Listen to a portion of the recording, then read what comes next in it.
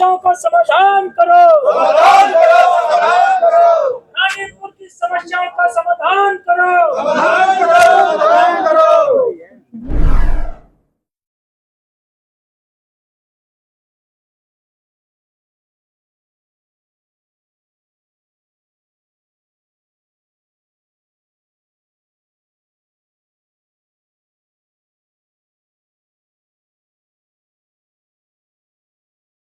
है जहां पर ट्रिपल इंजन की सरकार है, देश में भी बीजेपी की गवर्नमेंट है, प्रदेश में बीजेपी की गवर्नमेंट है, और यहाँ पर जो हमारी विधानसभा 26 भेल रानीपुर है, इसमें भी लगातार बीजेपी के एमएलए हैं तीसरी बार से, लगभग 15 वर्षों से।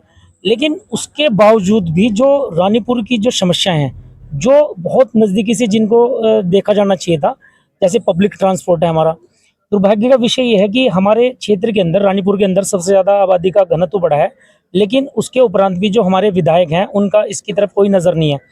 अभी हमारे जो रानीपुर के लोग हैं वो महंगी यात्रा करने को विवश हैं। आप देख रहे हैं लगातार कि लगातार पेट्रोल डीजल की जो कीमतें हैं वो लगातार बढ़ती जा रही हैं।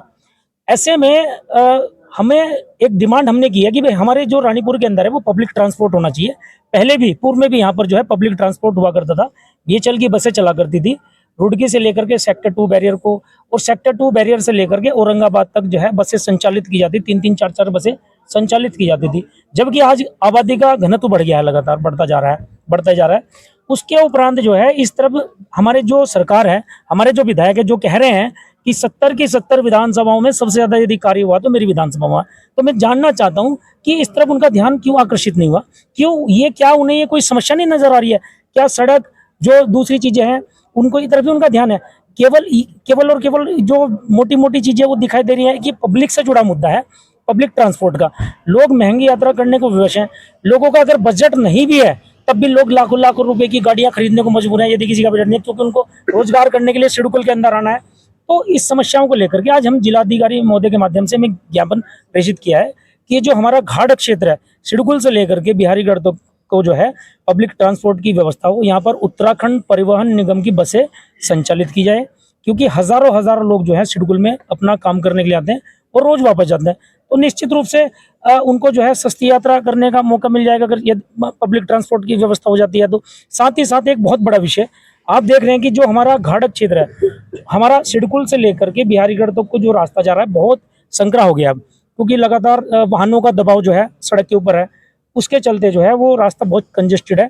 हमारा ये मांग है कि भाई जो है एक हमें बाईपास मार्ग जो है, ताकि हम लोगों का जीवन भी आसान हो सके, हमारे घाट क्षेत्र के लोगों का जीवन भी आसान हो सके, एक बाईपास मार्ग की भी हम डिमांड कर रहे हैं।